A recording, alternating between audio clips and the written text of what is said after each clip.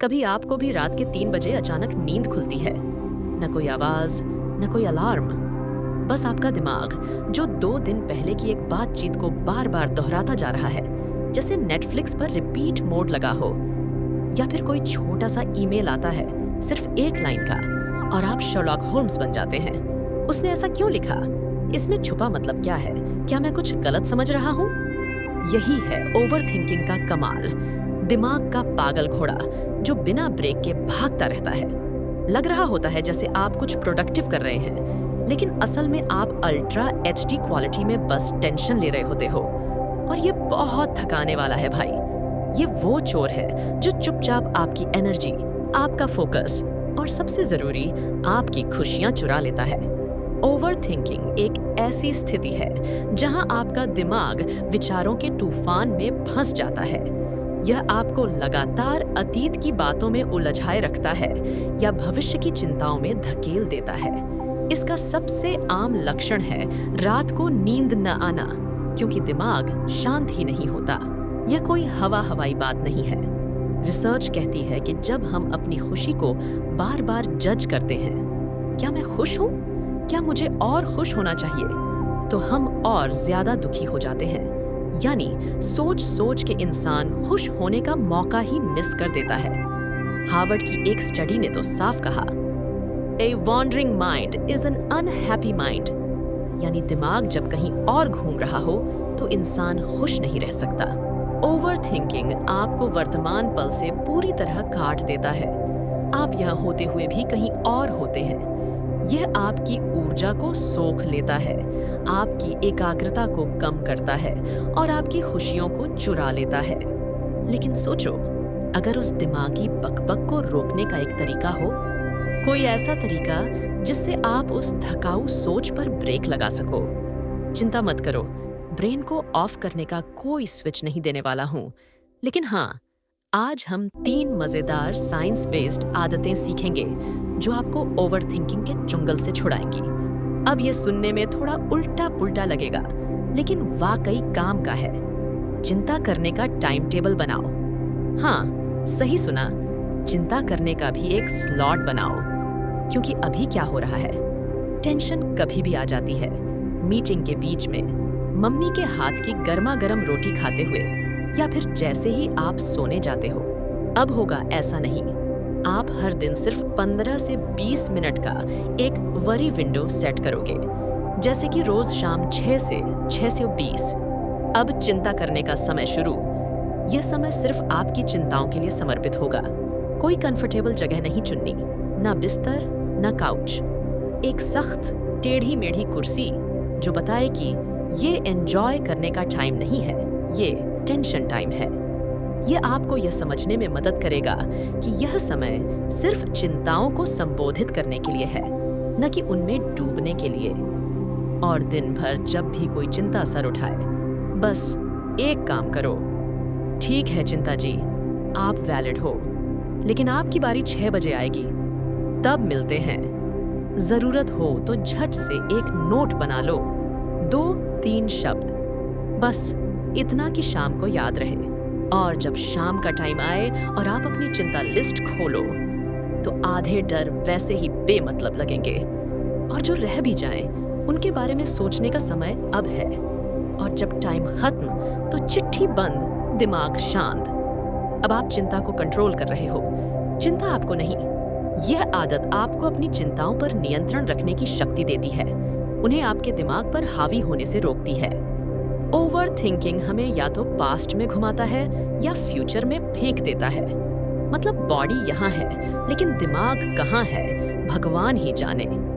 यह हमें वर्तमान क्षण से दूर कर देता है। इसलिए ये आदत है एकदम जरूरी, 5-4-3-2-1 टेक्निक, जिससे आप फिर से अभी और यहाँ में आ जाओगे। यह एक ऐसी तकनीक है जो आपके दिमाग को अभी और यहाँ वापस लाने के लिए आपकी इंद्रियों का उपयोग करती है। यह आपको आंतरिक विचारों से बाहरी वास्तविकता की ओर ध्यान केंद्रित करने में मदद करती है। कैसे? अपने 5 इंद्रियों से काम लो, दिमाग को उसकी फिल्मी कहानी से हटाओ और रियल वर्ल्ड में वापस लाओ। चलो करते हैं। 5 चीजें देखो। अपने आसपास की 5 चीजें ध्यान से देखो। वो नीली बोतल, टेबल पर रखा पेन, वो दीवार पर छोटा सा दाग। 4 चीजें महसूस करो। 4 अलग अलग शारीरिक संवेदनाओं पर ध्यान दो। मेरे टी शर्ट का कपड़ा, पैर जमीन पर, हाथ में फोन की ठंडक, कुर्सी का स्पर्श। 3 आवाजें सुनो। अपने वातावरण में 3 अलग अलग आवाजें सुनो। पंखे की आवाज, बाहर हॉर्न, किचन से आ रही चम्मच की खनक। 2 खुशबुएं सूंघो। 2 अलग अलग गंधों को पहचानो। हाथ धोने वाले साबुन की हल्की खुशबू, चाय की महक। केक स्वाद महसूस करो। अपने मुंह में एक स्वाद पर ध्यान केंद्रित करो। मुंह में बचा हुआ टॉफी का स्वाद या बस अपनी जीभ का एहसास। बस जैसे ही आप ये पूरा कर लेते हो, आपका दिमाग वापसी टिकट ले लेता है, रियल लाइफ की ट्रेन में वापस। ओवरथिंकिंग को झटका लगता है क्योंकि ये लेवल का प्रेजेंस उसे बर्दाश्त नहीं होता। यह तकनीक आपके दिमाग का ध्यान आंतरिक विचारों से हटाकर बाहरी वास्तविकता पर केंद्रित करती है, जिससे ओवरथिंकिंग कम होती है। अब आते हैं उस टाइम पर जब ओवरथिंकिंग सबसे ज्यादा एक्टिव होता है, रात को सोने से ठीक पहले। यह वह समय होता है जब दिमाग में विचारों का अंबार लग जाता है, जिससे नींद आना मुश्किल हो जाता है। और इसका इलाज है ब्रेन डंप, यानी अपने दिमाग का कूड़ा बाहर फेंकना, कागज पर। रोज रात को सोने से आधा घंटा पहले एक कॉपी और पेन उठाओ। 10-15 मिनट का टाइमर लगाओ और फिर जो भी दिमाग में है सब लिख डालो। कोई सेंसर नहीं, कोई ग्रामर नहीं, कोई शर्म नहीं। जो मन में है, कल का काम, बॉस की डांट, EMI की चिंता, बचपन की इंसल्ट, सब बाहर निकालो। यह एक तरह से अपने दिमाग को खाली करने जैसा है।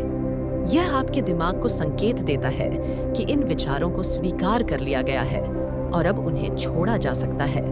लिखते ही दिमाग को सिग्नल मिलता है, अब ये बात मैं संभाल लूंगा, तू सो जा। और अगर लिस्ट में कुछ ऐसा हो जिस पर कल कुछ एक्शन लेना है, तो उसे दूसरी लिस्ट में डाल दो।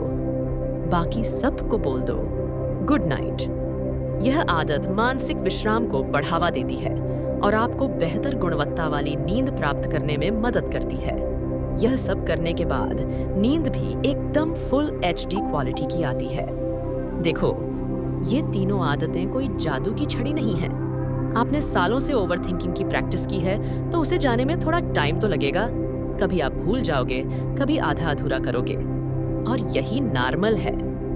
लेकिन हर बार जब आप टेंशन को पोस्टपोन करते हो या इस 5 4 3 2 1 से वापसी करते हो, तो आप अपने दिमाग में एक नई सड़क बना रहे हो, एक शांति की सड़क। हर छोटा प्रयास मायने रखता है। इन आदतों को अपनाने से आपके सोचने के पैटर्न में बदलाव आ सकता है। यह आपको एक शांत और खुशहाल जीवन की ओर ले जाएगा। तो बस यही थे 3 आसान लेकिन दमदार तरीके। वरी विंडो, चिंता को टाइम टेबल में बांधो। 5 4 3 2 1 मेथड, जब दिमाग भागने लगे तो उसे वापस जमीन पर लाओ। ब्रेन डंप, रात को दिमाग का झाड़ू पोंछा लगाओ। अब एक ही बात पूछनी है, इन तीनों में से आप सबसे पहले कौन सी आदत ट्राई करने वाले हो? कमेंट में जरूर बताओ। आपकी बात शायद किसी और की जिंदगी भी आसान बना दे। याद रखो, आप अपने सोचने के पैटर्न को बदल सकते हो। बस शुरुआत एक छोटी सी आदत से होती है। ओवरथिंकिंग कम करो, जिंदगी एंजॉय करो।